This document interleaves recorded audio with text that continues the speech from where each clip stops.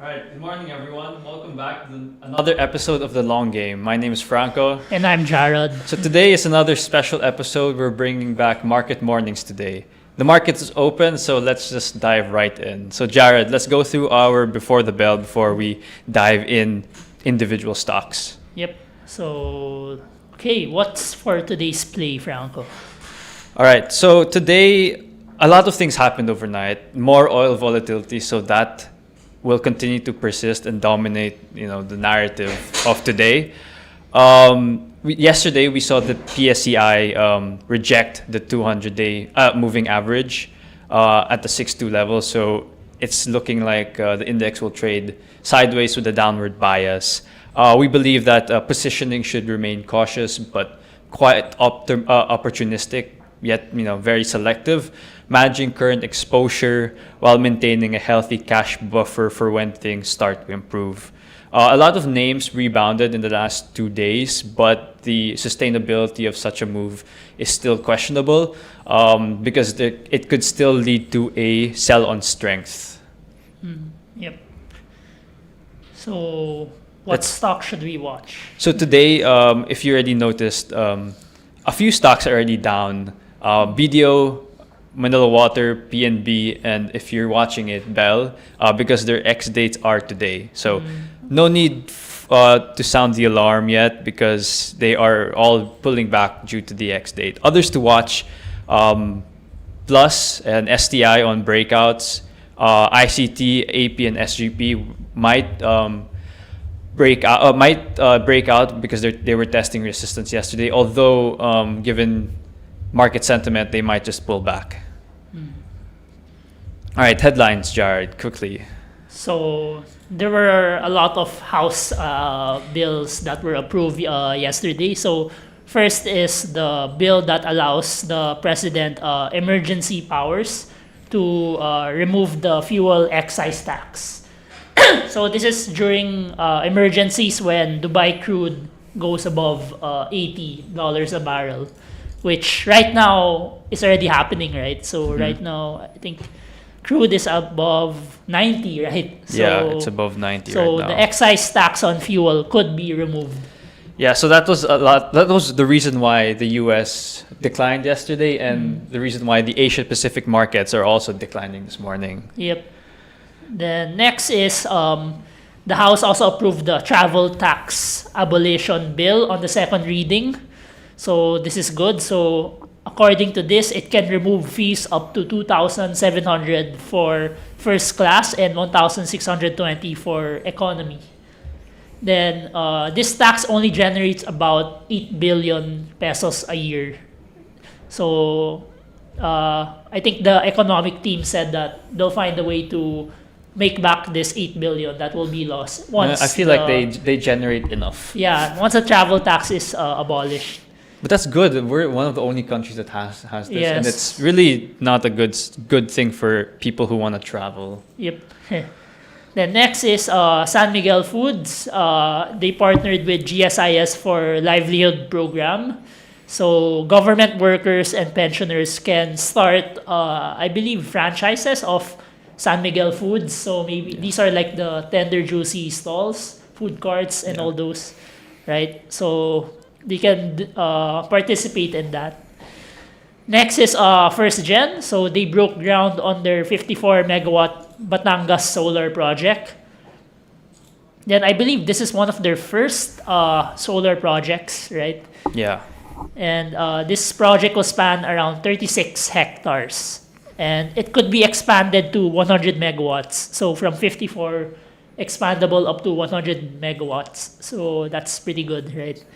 So this is targeted for completion by summer 2027. Then next is Bounty Fresh. So I believe they're planning an IPO, right? It was in the headlines, but it just never. Everyone who planned an IPO or who teased it since last year have not given any new or positive updates since then. Yeah, like Han Holdings, right? There's no update on They that. probably won't until market conditions improve again. Yep. So they're planning to expand to Southeast Asia. So right now they're in the Philippines, Indonesia, and New Zealand. So they're gonna tap new markets. The next is foreign direct investments inflows to the Philippines. It fell 17% last year, but it is still it's still above the BSP's forecast of 7 billion for last year, right? So it came in at 7.8 versus the estimate of 7. So not Okay, bad. I mean, above expectation. This is what the BSP is. One of the signs the BSP is hoping for to see in terms of improvement before they can decide whether to cut rates or not. Because this is what they talked about in their last media briefing, that they're starting to account for signs of recovery and confidence. Yep. Okay, so next is market scribbles. So What are the calls for today? So first is nickel. So yesterday was the ex-date of nickel, pero surprisingly it was up 4.27%. Yeah. So despite we expected at least a 0.14 per share drop, right? That's around 2.5% because of the dividend, but it actually rallied, right? So it seems that there's a lot of buying interest at these levels, right? So we think that's a good sign, right? Then if you also look at nickel prices globally, like Yeah, let's take a look. the structure still looks good. Like here, after this huge rally, it's basing out.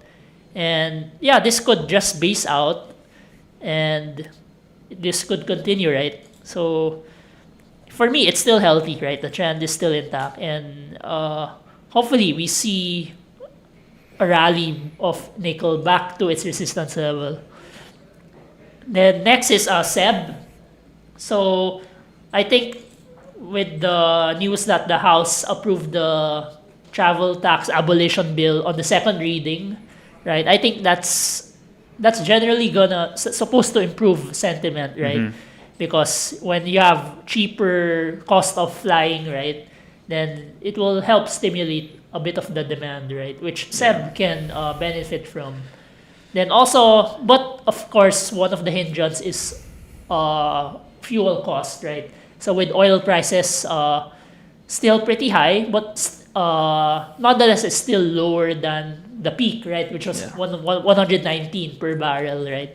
But yeah, SEB is a tough trade to swallow right now, Yes. given the whole oil volatility thing. So Right now, yeah, it's looking hard to buy. yeah, but if we're just simply looking at passenger volumes and all that, I think SEB's still a good recovery story. We just have to weather the storm with Yeah. the fuel cost, right? But other than that, I still like SEB. I would still accumulate. Okay, let's look at the market right now. Okay, let's take a look at nickel Asia, since that was the first market scribble. So looking at nickel right now, so nickel is currently, it bounced off the 100-day moving average here, this blue line. Right now, it's looking to test resistance at the 20-day moving average around 520. But it was a good bounce from the 100-day moving average. Yes, and I also like how parang it undercut the previous low, right? The 4.54 peso low, right? Then after that, it bounced. It's like a shakeout. Yeah. So I like that. So hopefully it returns back to around 5.6. That's the resistance level. Yeah, then test maybe its all-time high at around 570. Where would you buy this stock, though?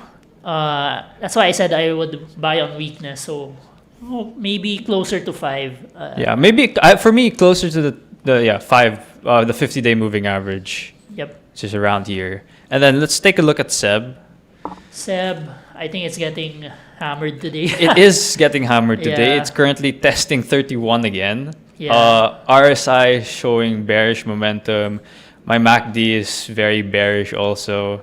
Yeah, it's not looking good right now for Cebu Pacific. Yes, because if you look at oil, yeah, parang it's trying to tilt upward again. But I think there are measures naman in the short term to help ease the price of Yeah. oil, right? Right now, it's down 17.20% from its last high.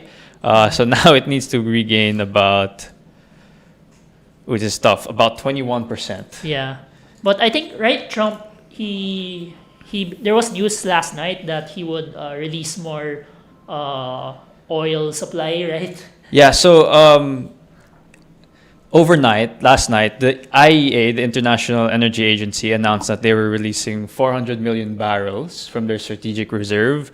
The US announced that it will release 172. Japan announced it will release 80 million barrels. But the reason why oil is still rising despite all this new this release from their strategic reserves is because analysts are doubting its ability to actually address the overall concern that the Strait of Hormuz is posing on the economy or on the global markets, because 400 is not enough. It will last like maybe 2 months, I believe, for the global, based on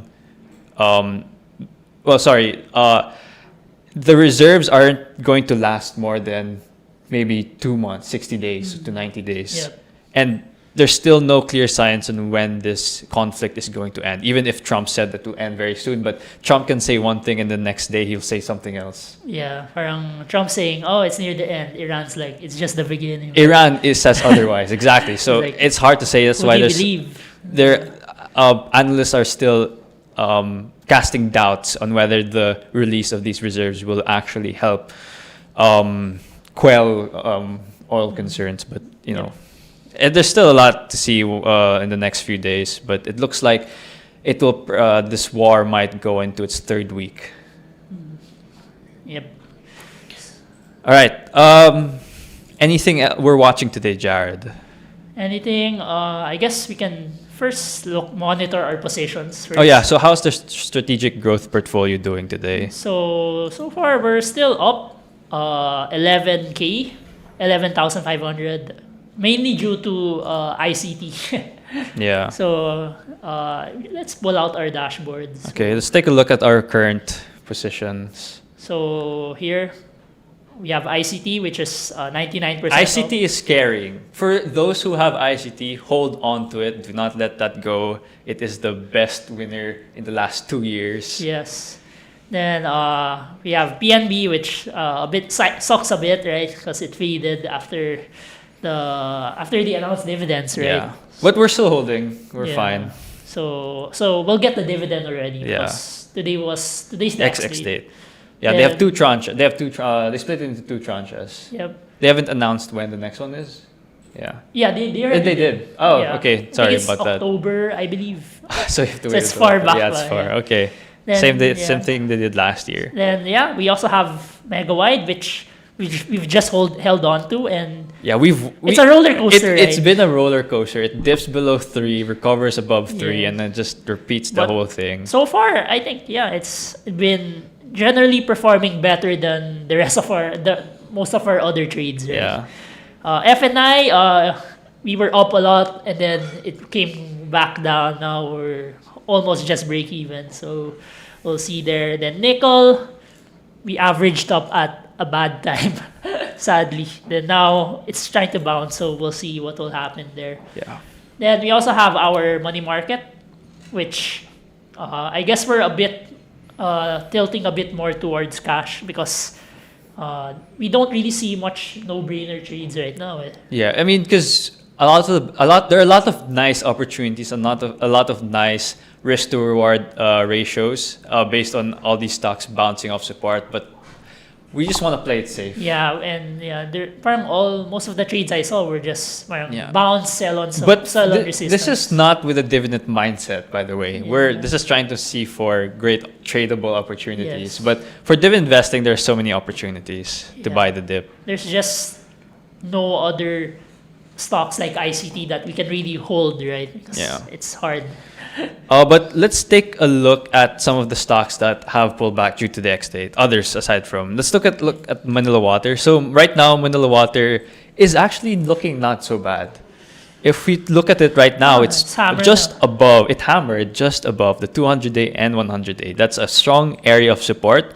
Let's draw that Yeah, right actually, here. looks nice nga. Yeah. Looks like a cup and handle or inverse head and shoulders. Yeah, it does look like both. Yeah. Well, there's the head, so inverse head and shoulder right here. So we have the first shoulder here. We have the head over here, and then we have the neck shoulder over here. Let me just move that. Yeah, so there's a potential inverse and cup and handle as well.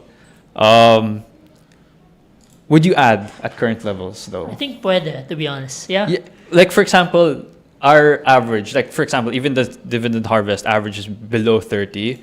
Right now would be a good area to test buy. Because if this hammers throughout the day and does not dip below, let's say 38, I think that's a good sign that this will bounce after the X date. Yep, and this is still one of the best defensive stocks. Yes, Kasi you want to stay defensive right it's now. inelastic eh. Water Yeah. demand is inelastic. And plus, they just announced stronger dividends. Yeah, higher. Higher dividends.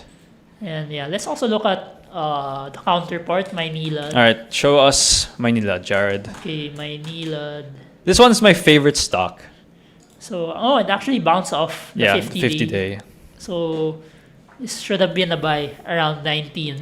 But there's also no rush because it just announced its annual dividend. So we have to wait until next March for the next payout. So there's no rush to chase its dividend anymore. Rather, it's now focused on trying to buy this as cheap as possible for potential price appreciation, maybe because of the PSCI inclusion. Because if this stays above 18 until the end, until maybe August or at the end of this year, it has a good chance of being added. This is my bet, by the way. Yep. If they don't change the rules, this is my bet. Yep. So, yeah, I like it. Then, what's the other X date? BDO. BDO, then PNB. BDO is actually just about holding on support again. Yeah. Oh. If you look at it, if you draw support, it's Yep. right above 120. Will this be what? Triple bottom? We don't know. We Pero- don't know. But a lot of the banks are doing the same thing. BPI, look, let's take a look at BPI. Yeah, the banks are kind of weak na eh. The banks are getting hammered. So BPI is Yeah. testing support again here. But the problem is this it? Is this the solid support that BPI will always bounce off from? Because the last time it tested it prior to November 2025 was December 2023. Yeah. So it is a strong area of support, like multi-year support level, but with everything going on, with oil still volatile, with everyone still uncertain, with Trump also reintroducing tariff concerns because he announced last night that he'll try to replace the tariffs that the U.S. Supreme Court deemed illegal. So it just adds another layer of volatility to and concern for overall economic growth. Yep. Then next we have PNB. So PNB, because of X date, it's down. Yeah. But yeah, yesterday it did post a good bounce. So let's see if this 200-day moving average holds. That's around 56. Yeah. So I think if anything is hitting the 200-day moving average, it's a good. It should be on your watch list. Yep. Should closely monitor that for signs of reversal. All right. So I guess that's all we see right now. Everything else is red. Mostly everything is red. So let's answer some questions. Let's look Okay. at the comments. So, wow, Aaron. So Aaron is watching us from Hong Kong right now. Wow. Hi. Hi, I Aaron. hope Hong Kong is fun for you, Aaron. Okay, so plus, what do you guys think will be with the resistance? Plus. Okay. All right, Jared, show us plus. Plus. So let's. This one actually broke out yesterday. So I think it broke the resistance around Yeah, here. around 1850, around 1860, around 30, yeah. 1830. Yeah, So it just broke out. Next resistance, maybe. maybe around 20. Well, you still have 25 with the 200-day. If you know the 200-day acts as a Yeah, major maybe here. support resistance. I mean, 25.50. I think the range is 25 to 27 or 28 actually. So yeah. You have quite a range, quite a big resistance range, eh? level because, well, it dropped to its low, so you have a lot of levels to clear. Yeah, but if it does rally to 25.50, parang laki ng upside. Eh. Yeah, right now momentum is on its side. RSI is nearing 29%. above 70, so Yeah. you have bullish momentum on your side on this one. And because everything else is sad and Yeah. bearish right now, any of these winners are likely to sustain because, well, people tend to go towards the winners or Yeah. things that are performing a lot or relatively better in against the broader market. Yeah, I think they're just. I feel like they're pricing in dividends because I think next week or maybe end of this week they're going to announce dividends, right? I gue- So based on last year's data, I guess right? also the insider buying may be a little sign of Yeah, confidence. because the owner Yossi Tanko, he bought like A here lot. around Yeah, and 50, below yeah. 15 pa ata. Yeah, so he's up big now Yeah. on that recent position. But yeah, just manage this position carefully because you never really know with Plus Yep. if something new happens with regards to the online gambling scene could take a turn. But right now it looks quite bullish. Looks very bullish actually. Yeah, compared to Bloom, this is a Yeah. lot better. Yeah.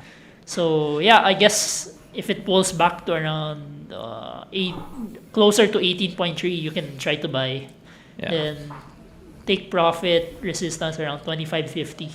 Yep. That's a good range to trade. All right, let's look at the next question. DMC and SEC, how does the oil crisis impact the bidding? I don't think it really does.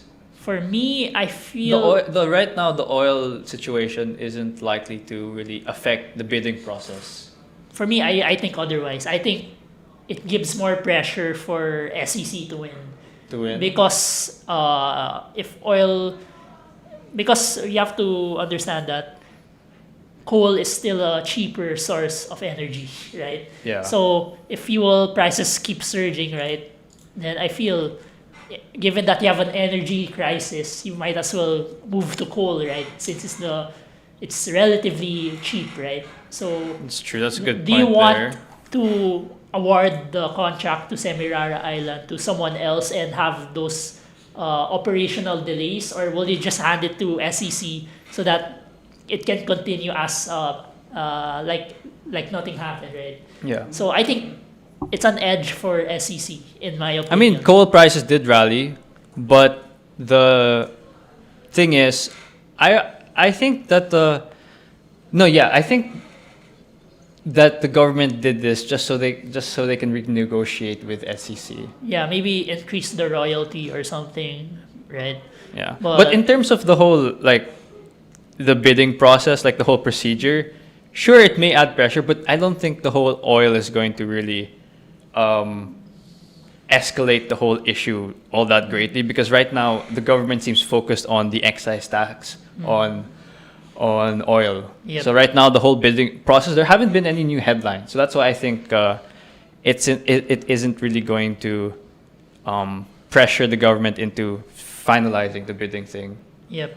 But in terms of energy, I think, I do agree with you that there will be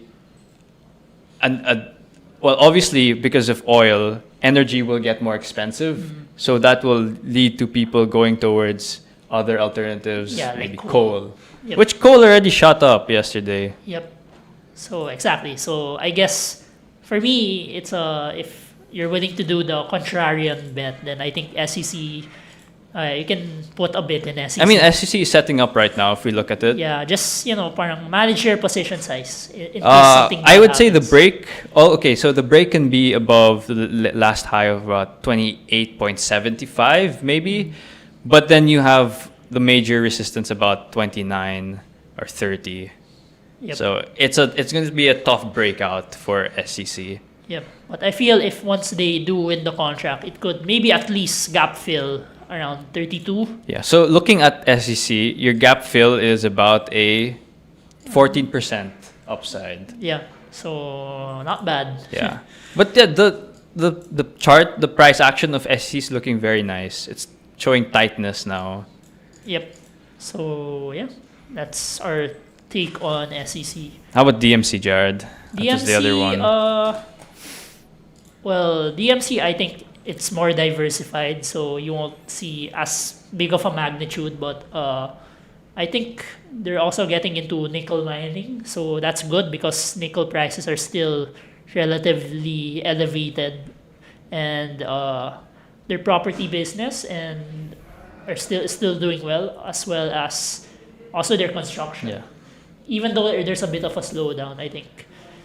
Okay, but they will recover. yeah, and then let's looking at DMC. I put the 20-day moving average, and it looks like it is respecting the 20-day moving average right here. So you have two entry points depending on your risk appetite if you want to trade DMC. One would be the break of the 20-day moving average. A close, actually. It's better to wait for a close above the 200-day. Above the 20-day moving average. And for those who are more conservative, can wait for the break of 9.90 or 10 pesos. Yep. Yeah. So yeah, there. Then your cut can be below like 9 pesos or 9.20. And next, I see a comment here. M-wide. Now, Jarrod's favorite stock still. Yes, my favorite stock. So M-wide, it's been a roller coaster ride, but I think it's just in a huge base, like very big base. So I think this whole thing, that's a huge base. So I feel as long as it doesn't break down anymore, I think this will set up. I think it will just take a while. I just hope it holds above 280. Like stay above 280, and I think we'll be fine for until the next disclosure. Yep. All right. So it's just we're just waiting for more updates on the 4PH program and earnings. Hopefully, it's really good for the fourth quarter. And then they finally declared dividends after increasing the payout ratio. Yeah, hopefully. Either this year, hopefully this year, not next year. It's gonna be a long wait. Okay. So, next is Converge. Please, any thoughts? Okay, let's take a look at Converge. So looking at Converge right now, it doesn't look very constructive. Right now, it's retesting this area of support around 1320, 1316. So right now, it is at support, but the current short-term trend is very bearish. Doesn't look very constructive. Yeah, I don't like how after it broke down the 200-day, it retested it, then it resisted. Yeah. Like here, parang it was below it. Look, the whole time it was below MA200, it just kept trending down. Then now it's repeating the same thing. So it also slightly missed my estimates this year. The earnings. The earnings slightly missed By estimates. Less than 2%. Okay. It's not a big miss. Bad. It's just they were targeting. I was expecting the higher range of their target, but they hit the lower range of their target. So that sucks. yeah. So for me, I guess avoid muna, but they did declare dividends of almost higher. half a cent. Yeah. And your support around maybe 13 pesos. Yeah, it's at support right now. If it breaks, the next support is at 12 pesos. Yeah, if it breaks 13, see you at 12. Yeah, so hopefully 13 holds. But right now, I would avoid growth stocks right now. Yeah, parang it's not as strong as the other bounces. Yeah. So maybe. And also doesn't have that dividend safety or dividend cushion. Yeah. And someone said here, ICT best winner for the past 6 years. That's true. Yes, that's true. The uptrend has been on for the last 6 years. But if you add Plus, like before the whole crash, then Plus performed way better than ICT.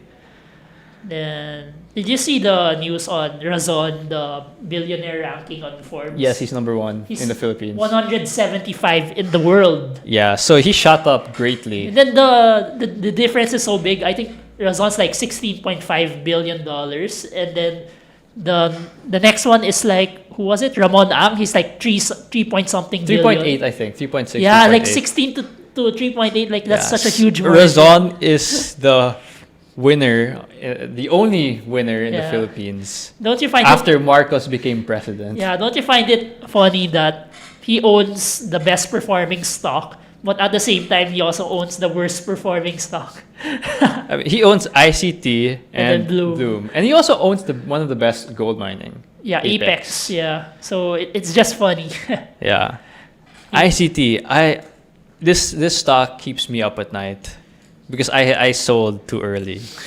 It's my mistake. Yeah. But the dividend harvest and the strategic growth are still holding tightly to ICT.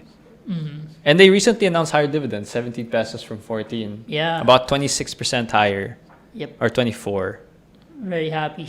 Yeah. So yeah, ICT, we love ICT. Here next, there's another comment. What do you think about Metrobank? Okay, Metrobank. Metrobank, let's see. It is currently it currently bounced off 66, 67. Yeah, around. But it's still below all moving averages, so it's tough. It's going to be a tough recovery for Metrobank. around here, it bounced off this support. Yeah. Then, yeah. But I don't know. Apparently, the bounce on the banks are kind of weak. They are very weak. So I'm kind of concerned. Like here, there's still a gap to fill, but so far it resisted yesterday.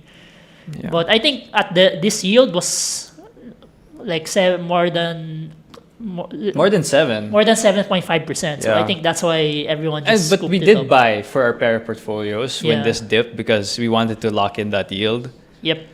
But yeah, a lot of the banks are weak. I'm pretty sure it has to do with the whole conditions in the market. Everyone Yeah, is and quite Also, worried and cautious about deploying capital. GDP. GDP is still low, and Yeah. because of oil, there are rising concerns that inflation might hit 4%. So obviously that's going to That's affect. the upper end Yes. of the BSP. So because of that, obviously the BSP can no longer cut rates to help boost the economy, and because the economy is still so weak amid all this, oil is just going to add pressure to the weak economy. So we're at risk here. We're very much at risk. Yep. Actually, one of the best performing banks right now is China Bank, right? So if you look at China Bank, from the lows, like when we called it around December or November, right? Here it's up Yeah, 44%. Because it was heavily sold down from the top because people were wondering if it was going to be removed from the PSEI already Yeah, but so because far, of the changes to the rule. But so it far, hasn't, right? yeah, because they haven't released anything new on the update. So yeah, Yep. So it's recovering now. Yeah, and I'm just not sure. Will they even implement the leaked new rules, right? Parang wala. No I one's still find it talking funny about how it. they only sent it to a few market participants, expecting Yeah. that no one was going to take advantage of such a Yeah. information. So, yeah, I think China Bank is looking like the outlier within the Yeah. banking sector. All right, next is C-REIT. C-REIT next, please. Okay, let's take a look at C-REIT here. Siri. Then there's also a question here. What thoughts on REITs in general? Okay, so showing C-REIT right now, if you can see. This is a funny chart. Yeah, so it's funny because this thing wicked. Like, it's a huge wick. During March 9, it hit a low of about 307. And Yep. at the time, that yield was above 6% already, right? Yeah. And obviously, it was a no-brainer for us. Yep. For us and the dividend harvest portfolio, so we started buying here. Yeah. So, But right now, the bounce has not done much. There was no clear follow-through on C-REIT's recovery from this day. It's currently consolidating within support above 330. yeah, because the bounce was already in that candle. Eh. Yeah. So I think you can accumulate closer to 6%. As long as it hits above 6%, I think it's a good level to accumulate at, especially at these current levels. Although I would just be cautious in case, you never know what can happen, right? Yeah. So, yeah. And I'm just hoping for an asset infusion this year because if they don't, then you're going to see flat dividends. And then you're going to right? see more selling. Because the only reason why we were inclined to buy this, aside from the 6% yield, is because we were expecting them to infuse assets. Which up to now we have no updates. Yeah, so once they do that, we're going to see dividend growth. Because last quarter when they announced, it was flat. And earnings kind of dipped, right? Yeah, like it was like minus 1% or something. Yeah, so that raises some concern since our strategy hinges on dividend growth and the stability and safety of such dividends. Yes. So a dip in the earnings and flat dividend growth is something for us to watch. Yeah, I guess in terms of REITs in general, There is. I'm a bit fearful of this. So The 10-year is at 6 at something, it's right? high, and right now your A REIT, your RCR, your C REIT, Yeah. the So yield is lower than the 10-year. right now, MREIT is the only one that's above the Philippine 10-year, and right now the 10-year is making it seem that REITs are not so attractive. Yeah, and that's sort of why, like, I've been repeatedly saying it, that I prefer M REIT in this market environment. Because the yield is still Yeah, 7%. because the yield is there, and you have an asset infusion that management is guiding for 5% Dividend growth. accretion, right? Dividend growth post infusion. Oh wow! So current prices, the yield might even shoot up to 7.5 Yes. So and higher. yeah, that's why right now, although Monday we still bought A REIT and C REIT because The yield. it was already battered down, right? Yeah. Everything was battered down. But right now, I wouldn't add more to REITs because of this, right? Yeah, I would focus more on MREIT. If you're looking for your REIT exposure, I would suggest on MREIT. A-REIT and C-REIT were special occasions because their dips were very deep and yeah. Yep. So I just wouldn't go very heavy on REITs. Like, I'll have some exposure, but not extremely heavy. If your entire portfolio is heavy on, let's say, RCR, I'd be A-REIT, worried. I would trim a bit. Yeah, I'd I be would very trim. worried. And focus more on other sectors. Until, of course, the 10-year yields normalizes back to, well, closer to 6%. Because it shot up because everyone was going to the dollar for safety. Yep. Okay, there's a question here. What stocks are you eyeing during this turbulent market? Oh, me, I was eyeing Meralco, Maynilad. Actually, my recent buys in my pair portfolio. Let's take a look at what I recently bought for my pair portfolio.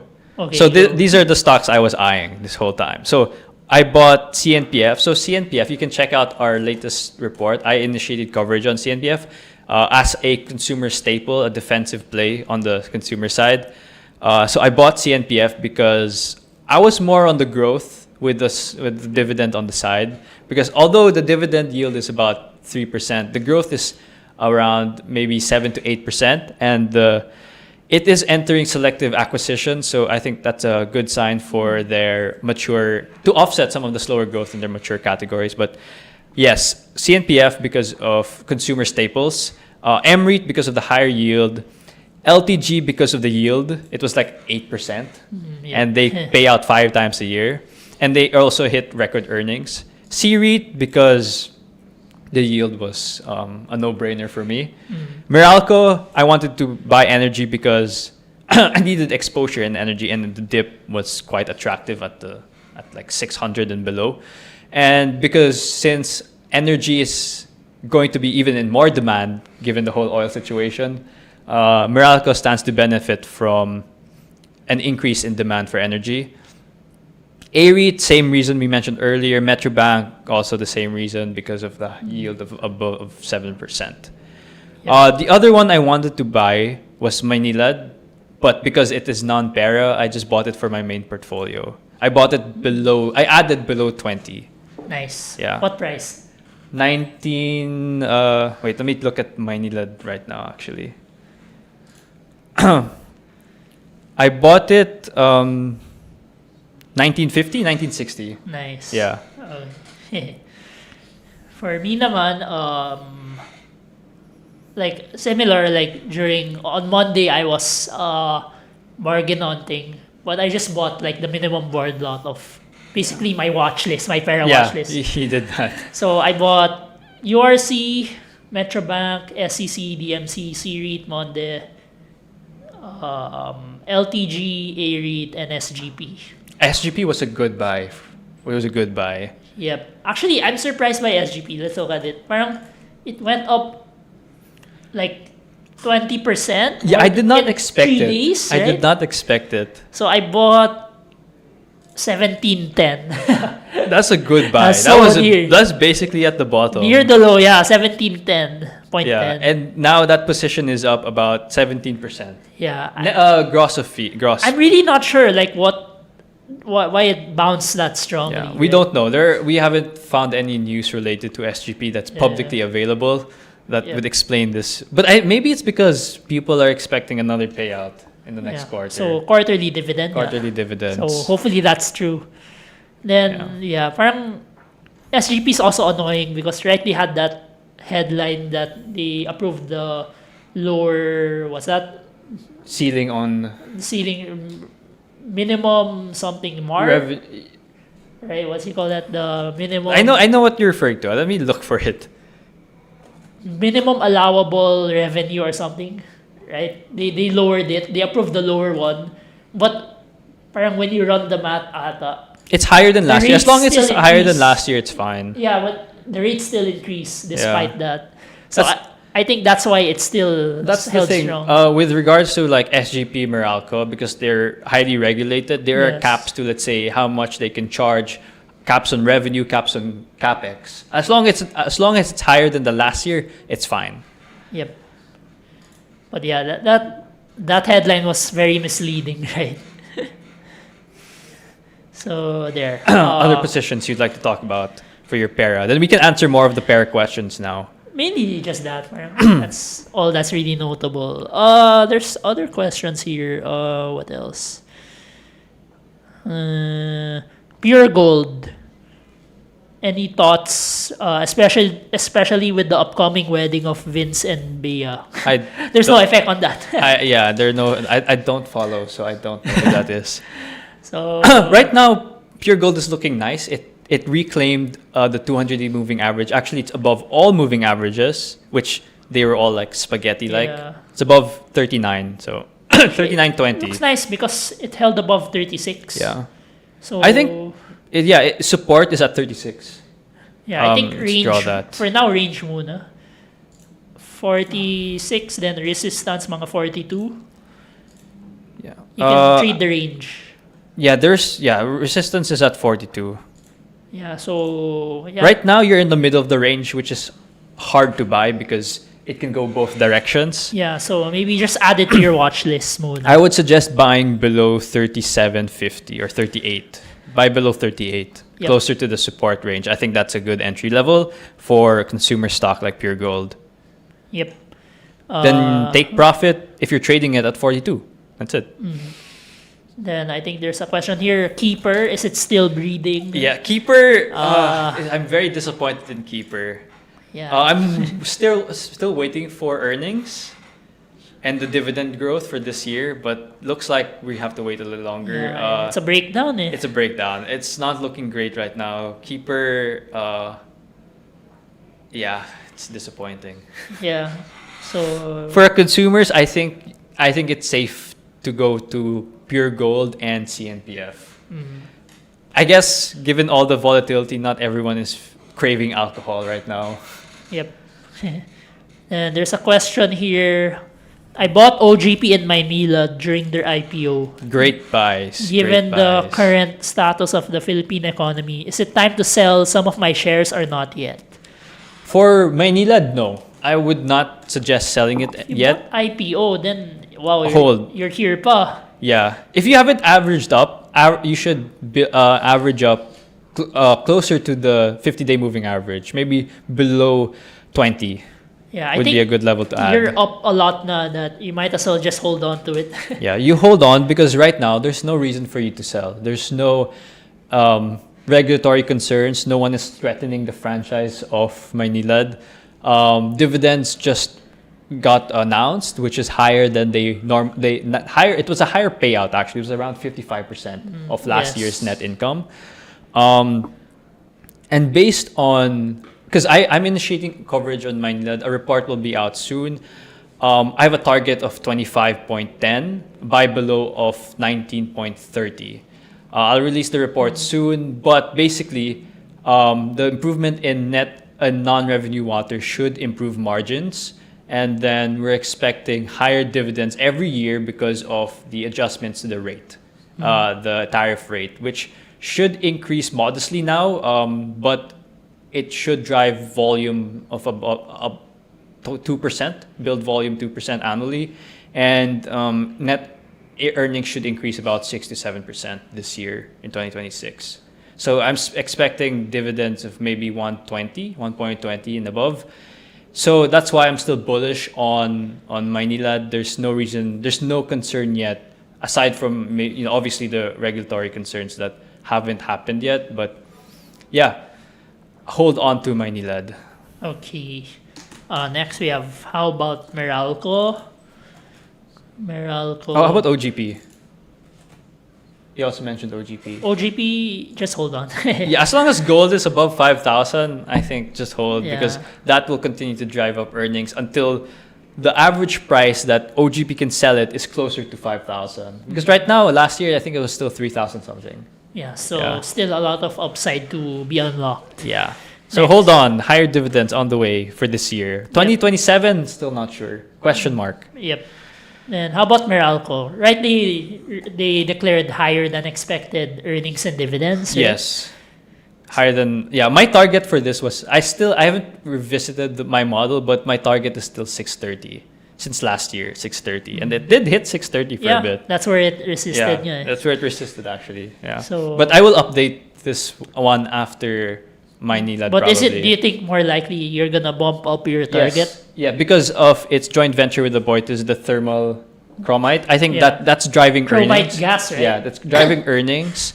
I'm expecting more earnings driven growth from power gen, especially when Terra Solar becomes operational, or the first part of it. Yeah. The distribution side, modestly, I'm seeing flat energy sales growth, but the sales growth from its energy sales volume from its power gen should continue to rise enough to offset any of the slower growth in the distribution side. Yep. So yeah, I'm still bullish on Meralco. It's one of the only other stocks aside from ICT that continues to test its highs, all-time highs. Yep. Yeah, so I would buy below 600. I would Okay. add below 600. Yep. Nice. Next we have AUB. Oh, AUB, your favorite bank stock. Yep. Oh, well, one of your favorite bank stocks. Wait, let me drink water. Oops, wait lang. Right now, AUB is consolidating. I would say it's not doing much actually. It's holding up much. Are you good? Yeah, I'm good.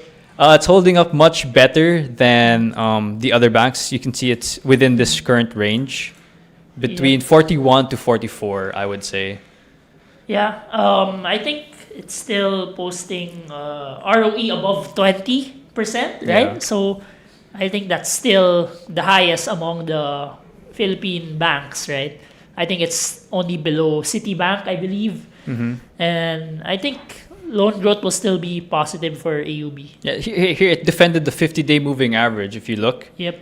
yeah. So right now, based on the historical, it looks like a good area to slowly accumulate, but always safer to buy closer to the bottom of the range. yeah, around 42. If you can try to buy at 42, Yes, that'll be better. That'll be better.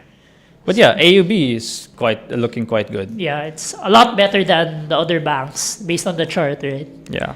So yeah, I'm still a buyer of AUB at 42. Oh, this one's good. At what level can we add to ICT? Okay, ICT. let me show ICT. Okay, so right now, based on the trend since it's back above the 200-day moving average in May 2025, it's respecting the 50-day moving average. So for conservative investors, I would suggest buying closer to the 50-day moving average. But so far, lately, since January, it has been respecting the 20-day, but it's also hard to buy because the yield is low if you're a dividend investor, but the dividend growth is substantial. Trend follows, yeah, so buy the dips, buy the weakness. I would suggest buying below maybe 690. How about you, Jared? What are your thoughts on 690. for me, 690. For me, To I add, prefer to add. lower. I'd prefer lower, but No, but realistically, will ICT even dip low? Because I don't believe that ICT in the near term is going to hit 600 flat or get closer to the 100 I think that's day. too deep naman. Right? Maybe Most case, maybe 650, maybe 670 for me. 670. Around Okay. So I'm 670. 690, Jared 670. So up to you to decide to base your targets based on our opinions on this. 670 because 6'7". Oh, please don't. Okay, next. But yeah, ICT is good to trail stop. Yep. There's a question here. Will renewable energy stocks be increasingly attractive now that our reliance to oil price surges is exposed? Actually, yes, right? Yes, but until actually it should It should. Yeah. I'm actually very curious to see if EV sales in the last month rose. Because everyone is saying like, oh, everyone who's an who has an EV car is enjoying the moment because everyone who still drives a gas car is struggling. Yeah. So actually, for that, we're watching Aboitiz Power. Yeah, we want Aboitiz in our portfolio. We had it, but it's so strong. It's It just stronger than thought. shrugs everything Yeah. off. Then I guess for other renewables, we're still looking at ASEN, but of course we're staying out because of the SRO. when is that happening? That's been talked about since last year. They said mid this year though, but there's no update. Yeah, other is Meralco because of Terra Solar, right? If you're Yep. in the renewable space, Meralco has Terra Solar. Yep, but I think a lot of people are high on ASEN, but maybe just after the overhang from the Yeah. SRO, then we can start to look for With Meralco, entries. I'm actually more interested to see their conclusion about the modular nuclear reactors. Yeah. Because if it's successful, if they can say that they can do it here in the Philippines, that's huge. That will address so much of the over demand in our market. Yep. So yeah, other questions. And drive more earnings. Ali Ooh, or that's pain? painful. Ang sakit. I'm very happy I cut Ali from my Para portfolio. If I'm being honest. Ako, ipit pa ako. We're hoping Yes, double top on Ali. Double Sorry, bottom. double bottom. Oh, double top. Sorry, double bottom on Ali. Double bottom. Yeah. So, what else? Here, what's interesting?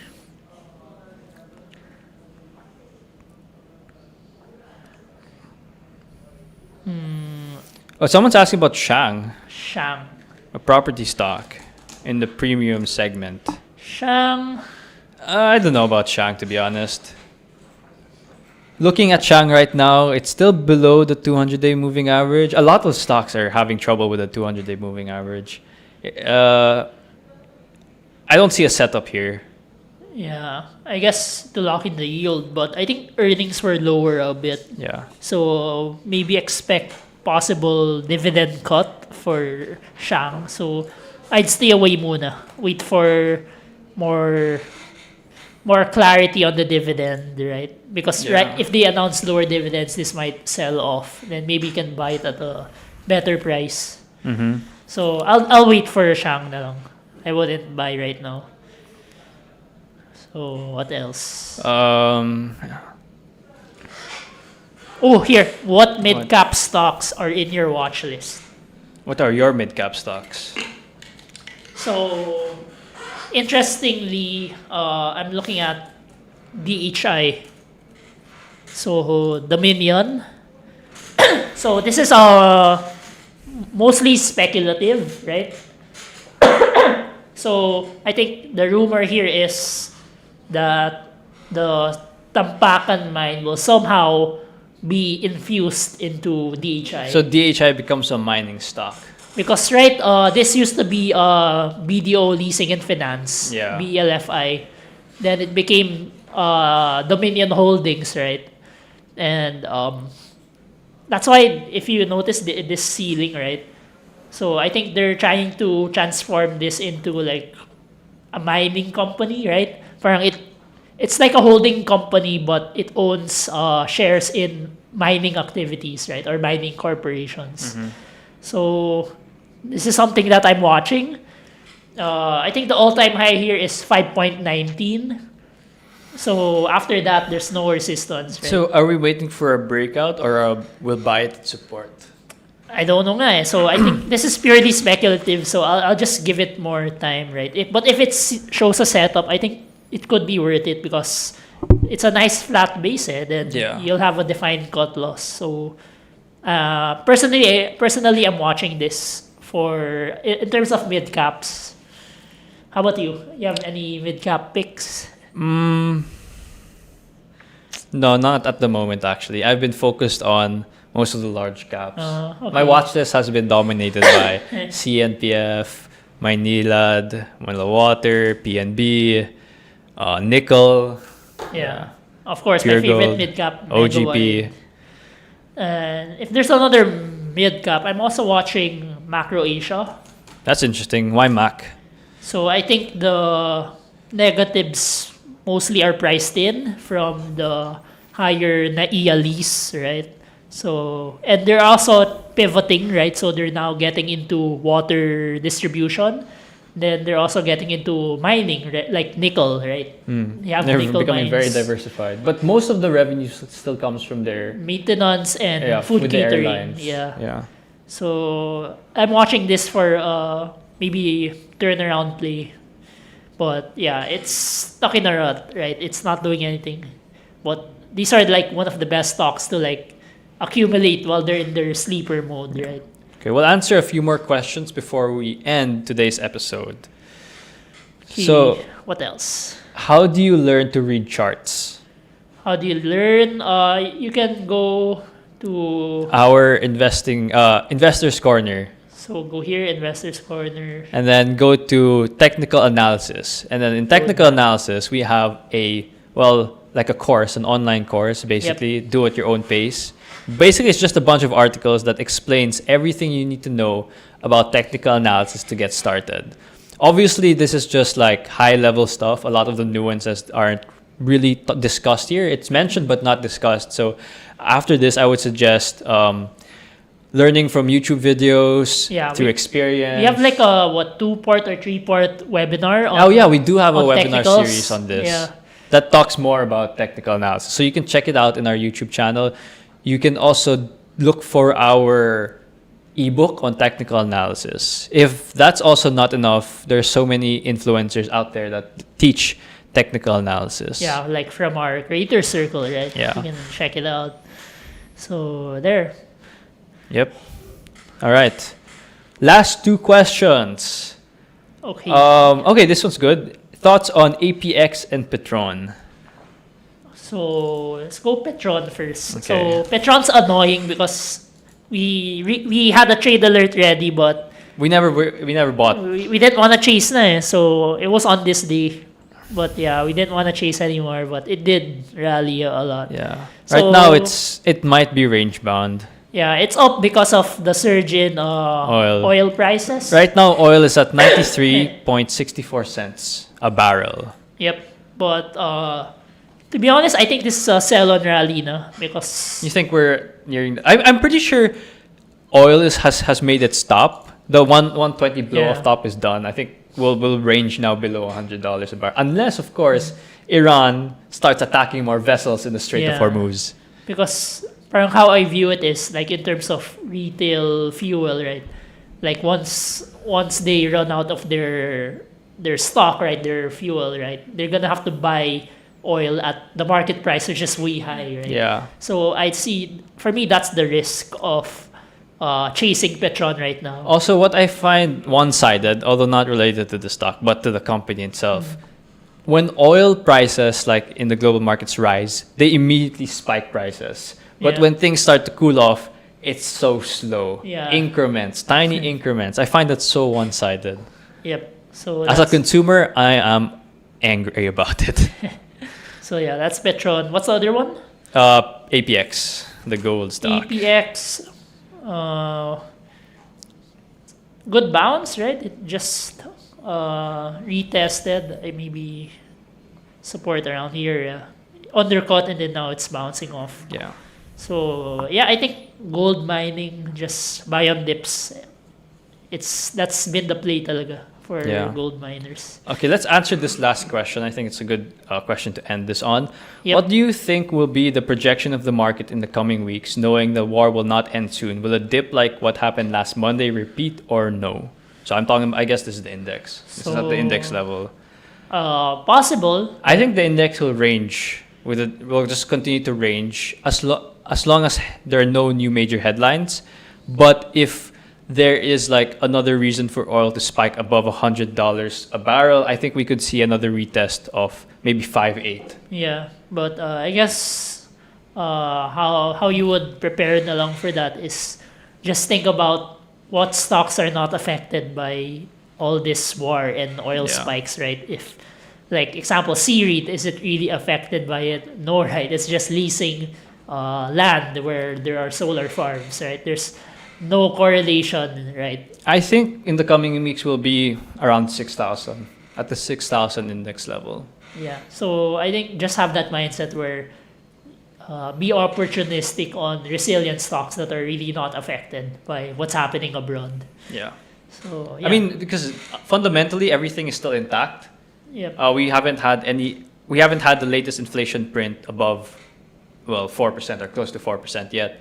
We'll see if that happens. But other than that, everything is sentimental driven. So we're not so worried about selling based on fundamentals yet. Yep. All right. So that ends this episode, everyone. Thank you for watching our first ever live. If you guys like it, please let us know in the comments. And don't forget to subscribe to our channel. Bye, everyone. See you in the next